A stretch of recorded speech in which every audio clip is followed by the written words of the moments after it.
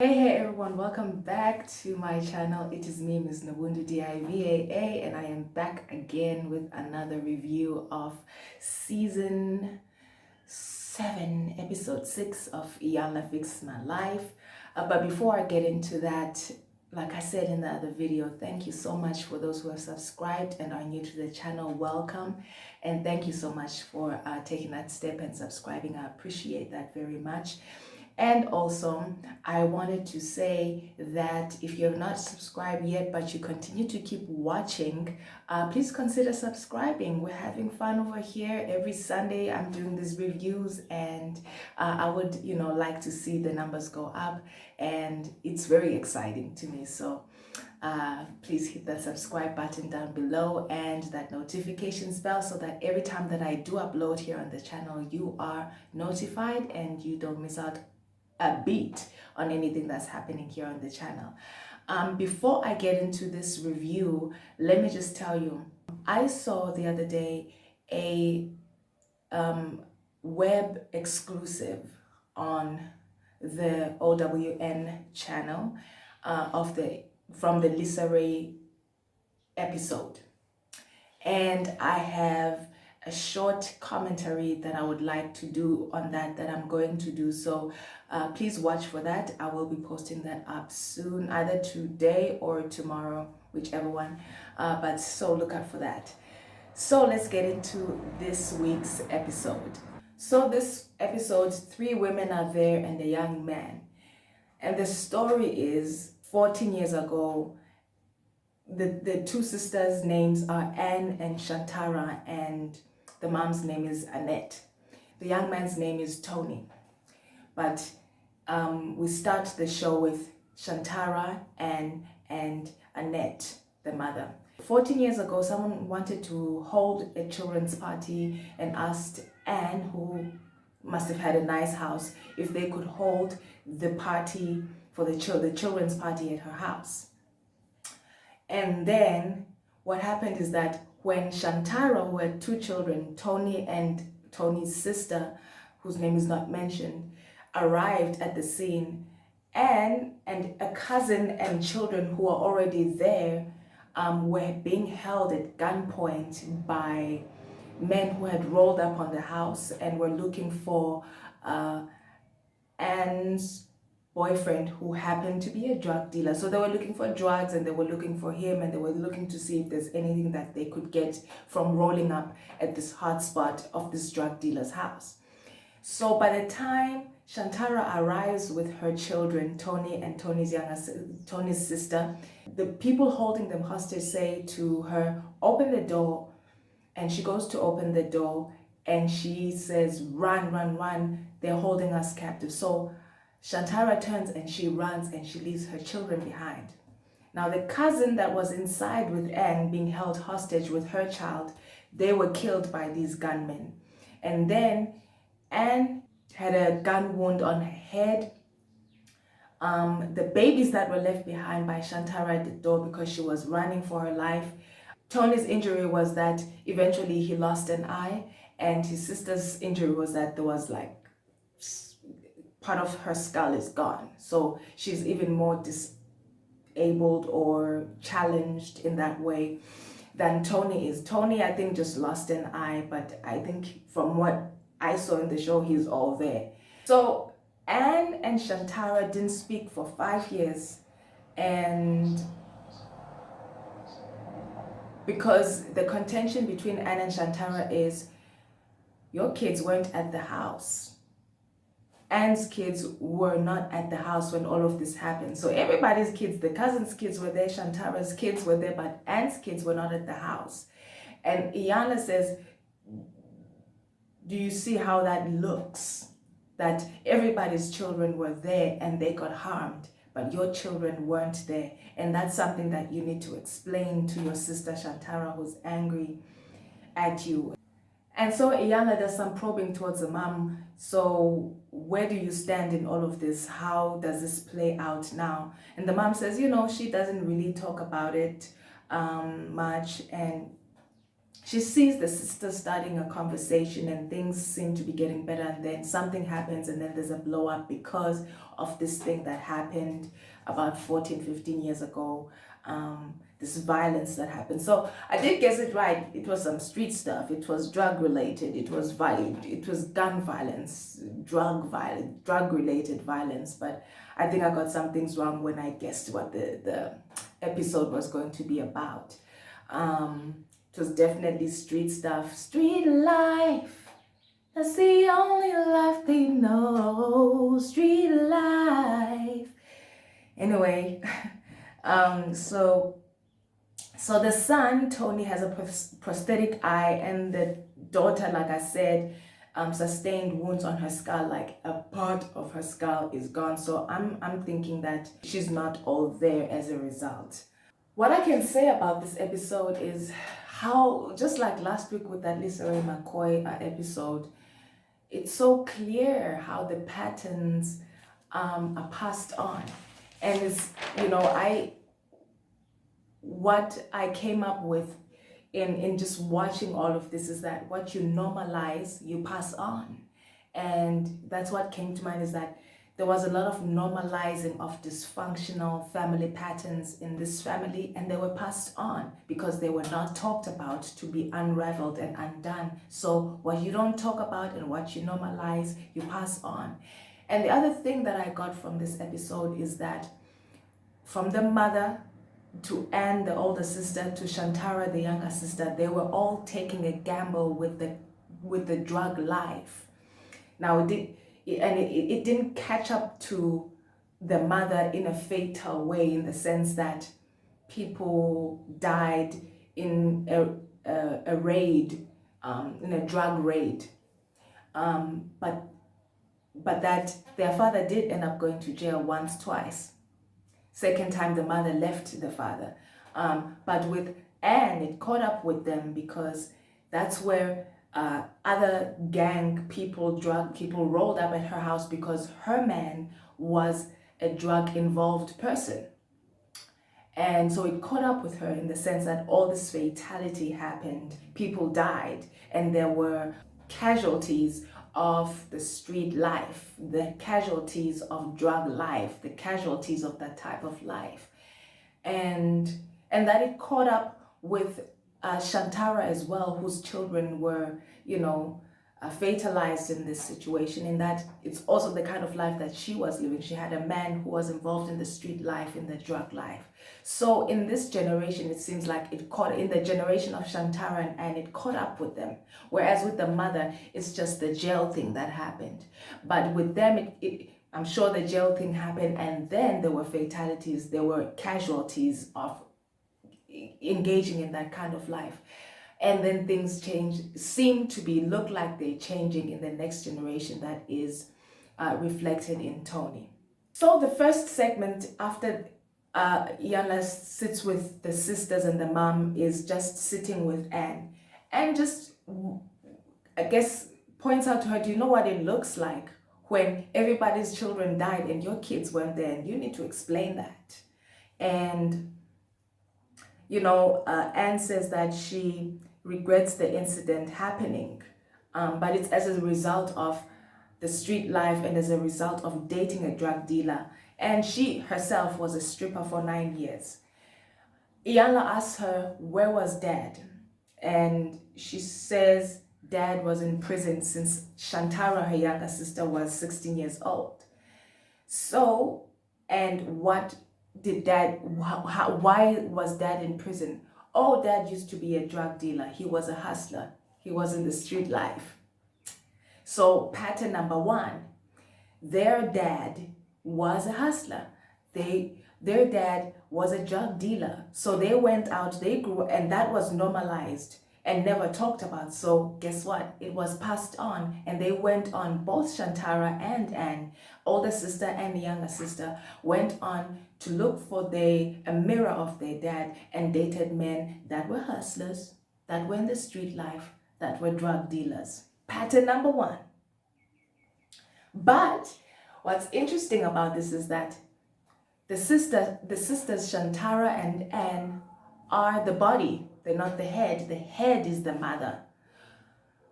So if you want to look where a pattern starts, look at the head. If you want to find out why a fish stinks from the head down. It doesn't stink from the body down or from the tail up. It stinks from the head down. And the reason these two sisters ended up with hustlers and in the lifestyle of the street and with drug dealers is because their mother, their own mother was involved with their own father, who was in the drug life, who was in the street life, who was a hustler, was a drug dealer. So, and that was normalized and it was never talked about. So they just literally repeated the pattern. What comes up in the conversation with Anne and Iyanla is that, so Anne was in the house with a cousin and the cousin's children or child. And the cousin and the children or child, they're dead, they're gone. And she says the thing that stuck with her all these years, and the things that one of the murderers even said in the trial 15 years later, which was recently, is that the last words that she remembers her cousin saying, and that drug dealer remembers, is that this is what I get for coming over here. So,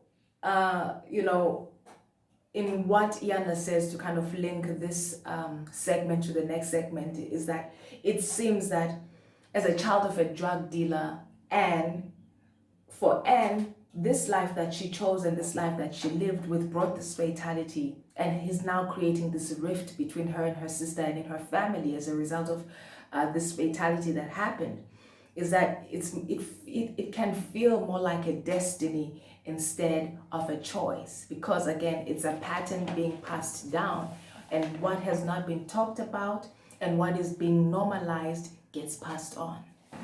Next, Iyanla meets with the mom, Annette, and Annette confirms that the dad was partially a drug dealer and partially a construction worker.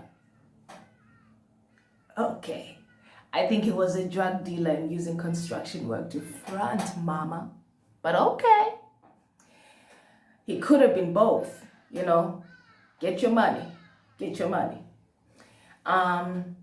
And this points out the pattern. This points out that the children were copying what was modeled to them. That, mom dated dad and dad was a drug dealer, so, that's normal. We can date drug dealers too because mom dated drug dealers.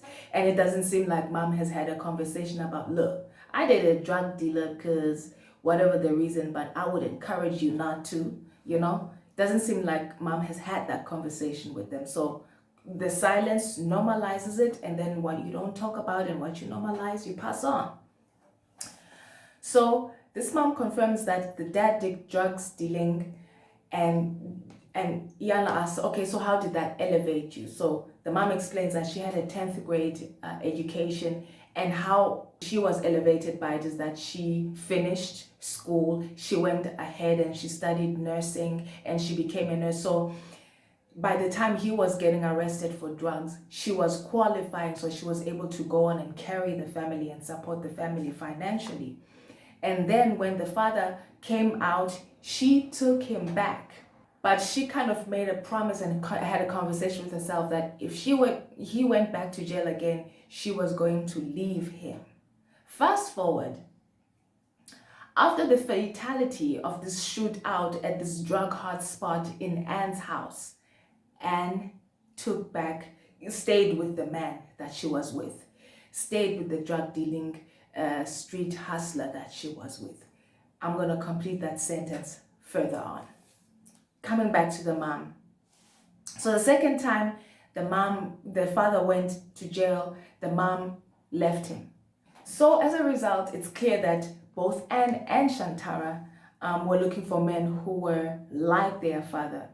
And also the mom went on in her nursing practice, the kind of nursing practice that she did was correctional nursing.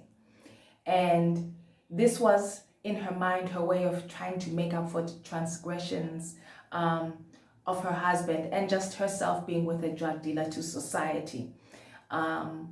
So she was moving from a place of guilt. Hold that thought.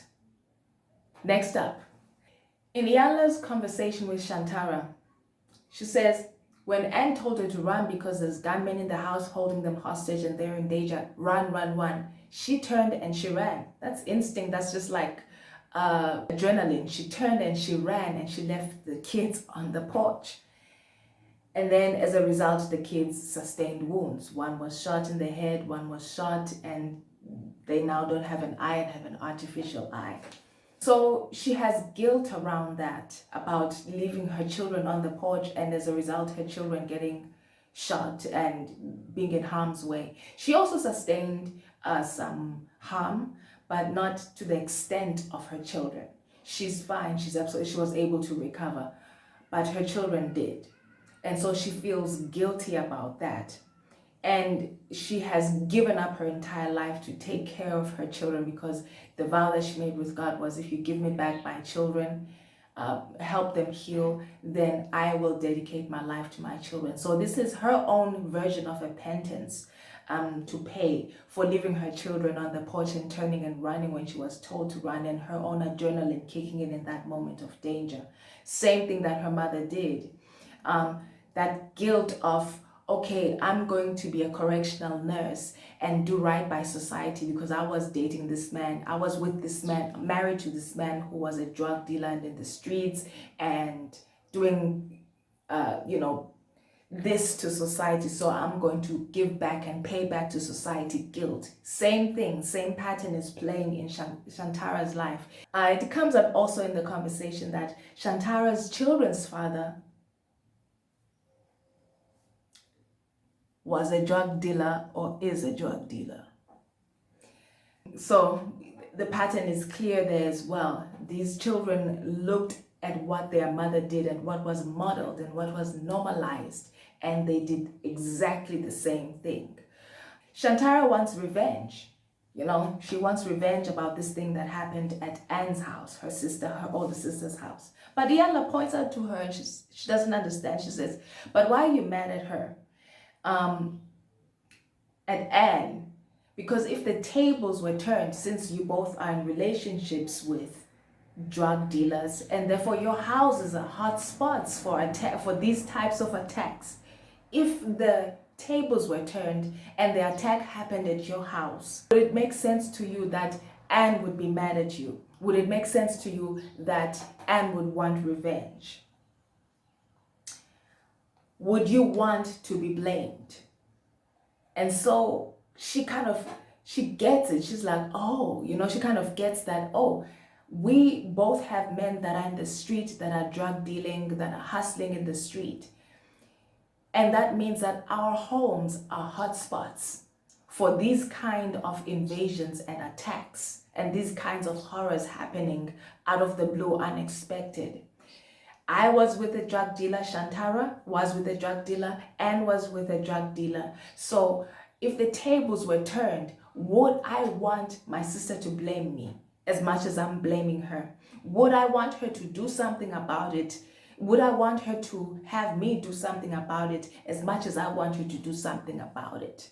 And Iyanla points out to her that, this is as a result of bad decisions, of poor thinking that jeopardized families. And both of you are doing it because both of you are with drug dealers, were with drug dealers, not clear, with drug dealers. The mother was with a drug dealer. Your older sister Anne was with a drug dealer. You were with a drug dealer, and as a result, your children were jeopardized, and you jeopardized each other because every time each other came into each other's houses, anything could have happened. So who's to blame? Yourself for choosing to be with the street life and a man who's a drug dealer, your own bad decisions, your own poor thinking that jeopardizes the family or the other people. And I really liked this part because it's interesting that these sisters both made the same bad decisions, poor thinking, both the same thing to jeopardize their families. They're with men who are hustlers, who are drug dealers.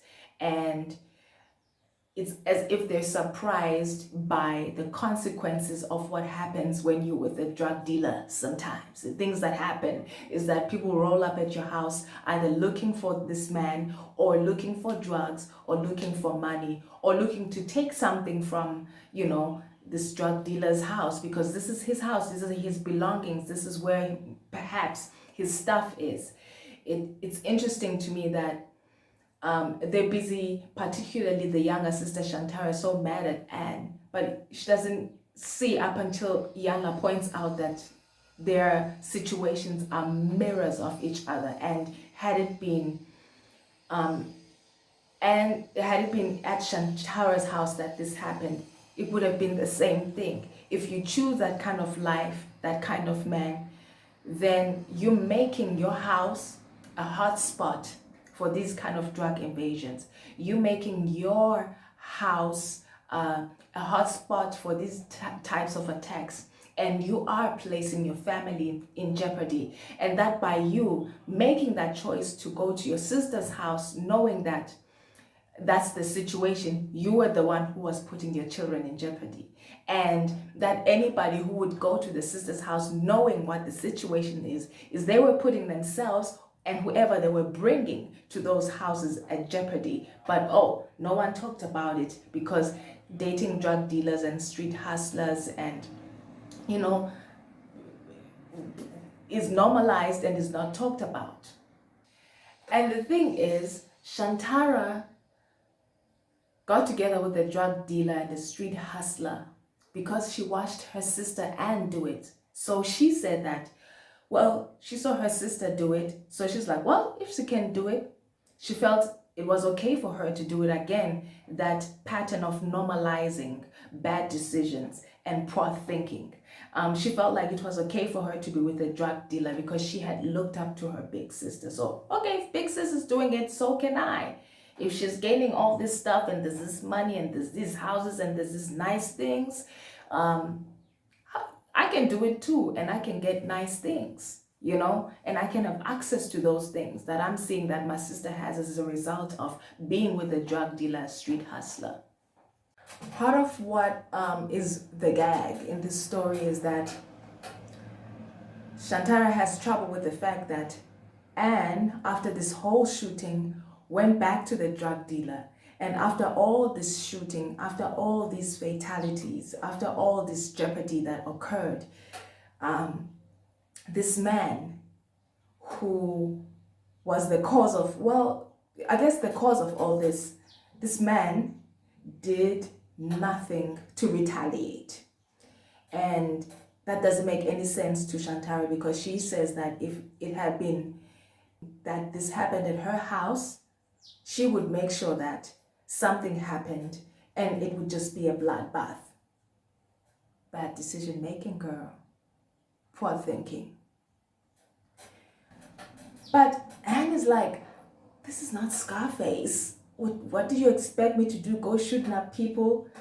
And these men are now on their way to jail to each serve 6 life sentences. So what more do you want? Justice has been served.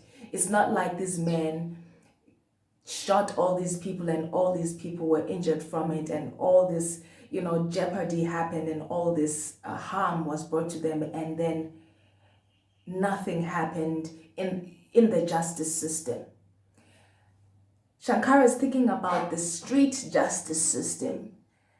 But Anne is like, look at what the official country's justice system has done. Justice has been served. These men aren't out after 2 months. This is not Scarface. I wasn't going to go after people, that have guns and are street life people and drug dealers. And I think I just commend Anne for just showing Shankara that there's absolutely no way that it makes sense to eye with an eye, gun with a gun, murder with a murder type response to these kinds of things. And as long as the outcome is that the justice system of the country worked for you and you are a brown human being, you're an African American, and the justice system worked in your favor this time around, man, that's something to hold on to. and really focus on the victory of that instead of focus on, no, it should have been a bloodbath. We should have gone there and done something. That's poor decision making. That's, wrong thinking. Because then who else is going to die? How much more harm? How much more murder? How much more heartache? So you would have rather a bloodbath happen instead of just go to the courthouses and let the country as justice and law system deal with it, and they got a fair outcome. So Iyanla meets with Tony, the Shankara's son, so one of the two children that she left on the porch while she ran with. I think the other child is not all there because a piece of her skull is missing. So I think she really got hurt. Whereas Tony just has an eye missing and wears a prosthetic eye. And Iyanla asks him, what do you want from this, from coming to see me, from this experience, what do you want? And he just says that he wants to close the chapter of what happened 15 years ago, and he wants to know what happened. So this child has just finished high school, literally, and is about to go into seminary, and no one ever told him what had happened. Again, things unsaid, things normalized, things swept under the rug, normalize, solidify, and then they pass on, So that's the end of, I think, the day one or day two. Day one. And then, meets with the women again after the night. And Iyanla asks them what their thoughts are, what reflections they've had, what revelations they've had after yesterday. And Anne says, she knew, this is Anne, the older sister, she says she knew, her realization is that she now realizes that her house was a hotspot. Drug hotspot, street life hotspot, and that she took the gamble. She took the gamble on the street life. Just like her mom did with her dad, she took the gamble with the street life, with hustling, with drug dealing. And then she acted like it wasn't there. Her mom did that too. Her mom took a gamble and was with a man who was a drug dealer, a hustler, and she pretended like it wasn't there and normalized it. This man went to jail, came back, and later on, Annette, the mother, actually confesses that she was even involved in some of the drug dealing herself. So coming back to Anne, Anne is now saying, oh, what I realized is that I knew that my house was a hot spot, and invited and allowed for people to ask me to have a party at my house and say yes instead of saying, nah, my house is a hot spot, anything could happen that would be putting your life in danger. No, just like her mother did, just like her parents did, she took the gamble. And so she allowed people into this hot spot where anything could happen. And she's in pain because of the devastation it caused everyone. But she's never told the family this. So to the family, it looks like she just went on about her life. This incident happened, she went back to her man, and she was able to continue with the perks of the street life and the drug life, which is continuing to be able to party, continuing to be able to go on out of town trips and just live with the elevation benefits of all that, the amount of money that obviously brings in. Okay, it seems like there's this kind of static between everyone because there's these assumptions, there's this assumption that Anne just went about her life after the incident happened and continued with her life. And then Shantara meets with Iyanla again, says, what did you realize after yesterday and throughout the night? What have you woken up with, having realized and seen today? And Shantara says that she realizes that her father's lifestyle played a part in their decisions, in both her and Anne's decisions, and she felt like her and Anne isolated their mom and put her in jeopardy, because having their mom come to their houses while they were with these street hustlers and these drug dealers meant that they were continuing the pattern of putting each other in jeopardy by coming into these hotspots, hanging out as families at these houses that are hotspots for attacks, for horrors, for break-ins, for raids. They continue to put each other in jeopardy. So Iyanla asked her, do you realize that you're doing exactly what your mother did? Your mother isolated you, and your father was a drug dealer, and she didn't say anything about it, and she put you in jeopardy. Your house growing up was the hotspot house. Your house growing up was the house where your lives were in jeopardy as long as you remained there. Your mom was putting you in jeopardy your entire life when you were growing up as well, which is why you grew up to do it too, by going to each other's houses while you were dating drug dealers. And that's a pattern. And face it, your mother did not protect you. Your mother normalized this. Iyanla says to her that your mom didn't protect you, and that your house growing up was also that hotspot too, that anybody could have rolled up at your house too, and that you could have been in danger, you could have gotten shot, you could be dead. The very same things that happened with this one incident at Anne's house could have happened in any of y'all's houses, because you continued the same pattern. You were dating street hustlers and drug dealers.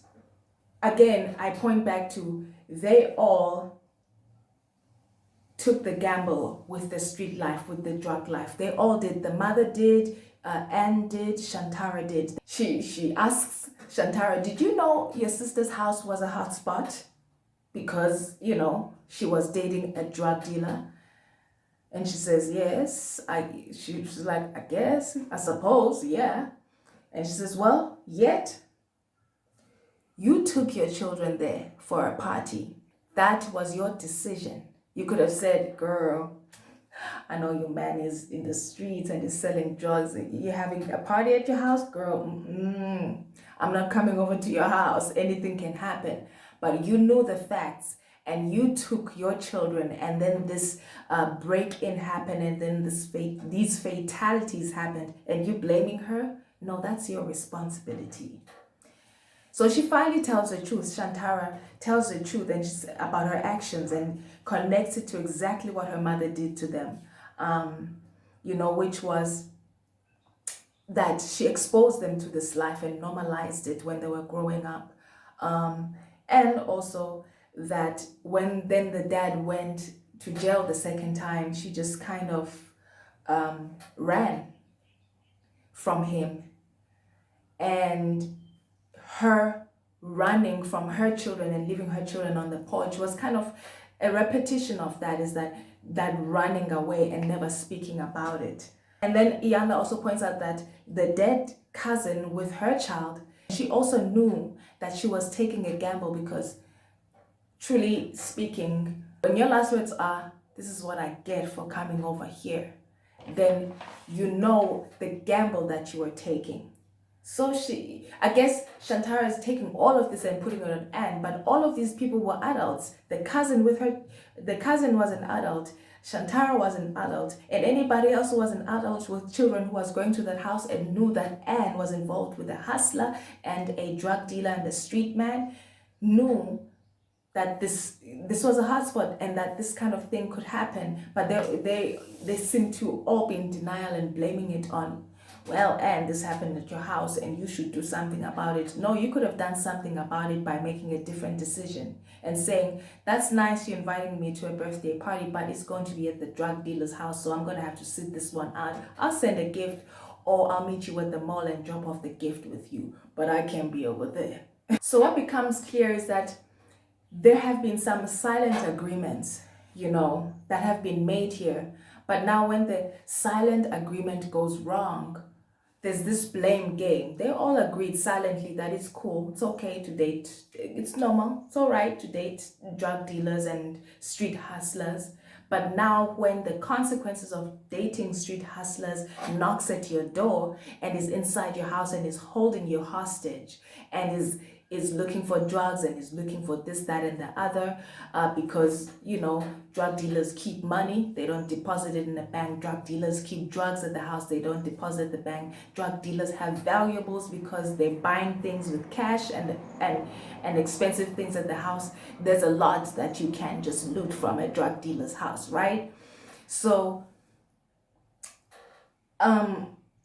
everybody made these silent agreements, hoping that there wouldn't be consequences to this. But then the consequences showed up at somebody's door. And so Shantara shares to Anne that she knew her, that she confesses, and now in just trying in getting to the forgiveness part, saying that actually I knew that your house was a drug hotspot.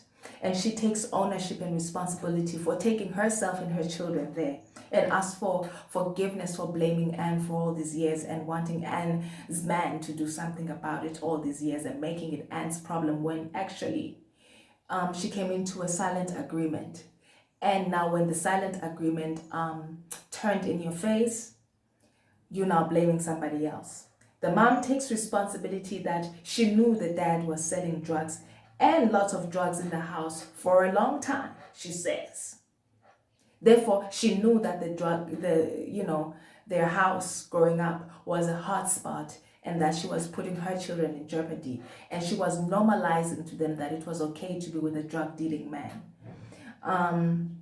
As a result, she didn't protect her kids. So she owns up to this, and she asks for forgiveness for normalizing, allowing a drug dealing at her house and putting them in jeopardy, because as long as this was going on, their house was a hotspot.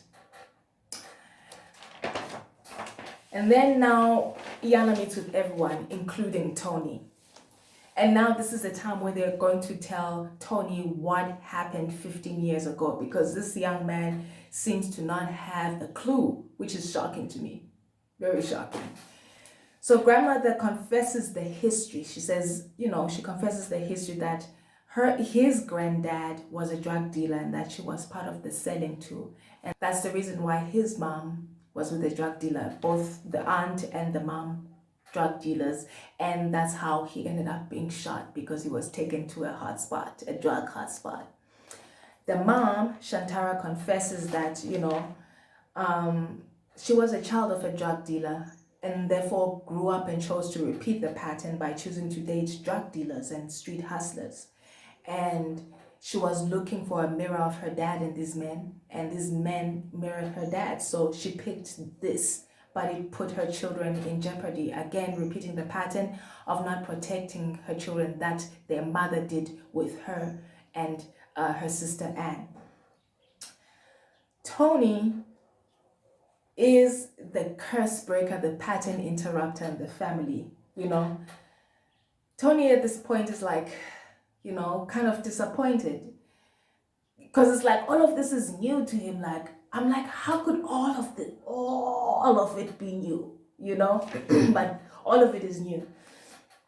And he looks disappointed because he didn't know that his dad was a drug dealer and that he was the son of a drug dealer. But he says he thanks God that he's not like him, but that he is a God-loving man, and he's getting ready to go into seminary, which means that Tony is taking the family in a different direction and is breaking the pattern and the curse of his family. And imagine, I'm looking at this and thinking, man, that was an assassination assignment on Tony, to take out this curse breaker, this pattern breaker, to take them out so that the pattern goes on. But God would not allow it, and allowed that the person that he sent to break the pattern, the person that he sent to break the curse, live.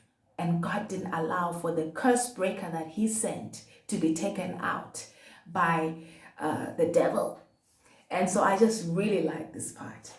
And so Anne also confesses, for putting the family in jeopardy and in danger because of her being with a drug dealer and agreeing for the party to be at her house, as opposed to, let's go over to that cousin who's not with the drug dealer and let's hold the party over there. Obviously, people wanted to have a party at her house because she probably had a nice house. So they were all coming into this silent agreement and taking a gamble and saying, so what if she's with a drug dealer and her house is a hotspot? Her house is nice and my pictures are going to look good. My pictures of this birthday party are going to look good when we have them done and developed. When we post them up on Facebook, they're going to look good because, you know, she has a nice house. They've got nice things at that drug dealer house.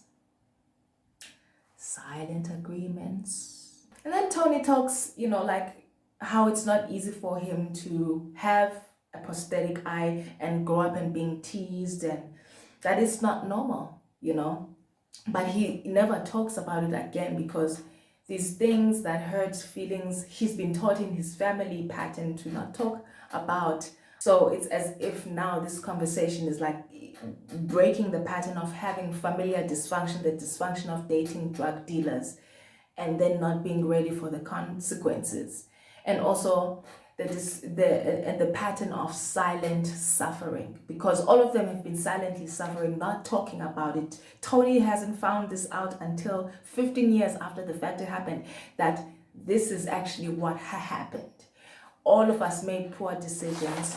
All of us made bad decisions. As the ones coming before you, we made poor decisions, we made bad decisions, and we put your life in jeopardy and we didn't protect you. And this is how this happened to you. Iyanla asked Tony to pray at the end, and he says this wonderful, beautiful, brief prayer, and you know the episode ends. But then I guess Iyanla is likening normalizing dysfunction to normalizing a fever. And as long as you don't attend to the fever and you don't seek to remedy the fever and heal the fever, it festers and then becomes an even bigger fever and a bigger fever. And then there's that thing that happens to wake everybody up, but there's a fatality. There's this pain. There's this thing that happens that where people have gotten hurt, which is what happened in this family. I mean, them not having confessed any of the truths about their choices to be with men means that, you know, their houses were always hot spots, and that as long as they were going in and out, back and forth into each other's houses and bringing their children, they were continuing with those poor and bad decisions, poor thinking and bad decisions, and in denial about the choices, in denial about the consequences of the choices they had made, and what kind of danger could result eventually, which eventually comes. There's no way that you're going to be with a drug dealer and you know, there isn't an eventuality of a fatality or something that just moves you from this nice life to, damn, I'm back at the flat, I'm back at the apartment, and I have to start from scratch and everything is gone because it's been seized by the police. It makes me think of American Gangster, you know, how the mother, everybody, you know, played along with Denzel's character, being this drug dealer and taking them out from the South and from the ghetto and taking them out into this huge apartment. I mean, into this huge house in the you know 1% suburb. But then when ish hit the fan, it really hit the fan, and everyone is acting confused, like, y'all knew, y'all participated because you all benefited. So don't act confused and don't blame each other, because as long as you were all making a decision to come up in here for parties, for visits, for hangouts, for being part of the family business, you were partaking. And then you should have expected that at some point, some issue's gonna go down, and I know that this is a gamble. Anyway, that is it. I am running out of space and I don't want to have to re-record. So thank you so much for continuing to come back and check out these reviews on this and these thoughts on the channel. And I just want to tell you how much I really appreciate you for all your commentary and the back and forth and the conversations in between all of us. I really appreciate you and I want to thank you. Look out for that Lisa Ray update review on that online exclusive that was posted, I think yesterday. I will be doing a little comment on that. It should be very short, about 5 to 7 minutes. So I will see you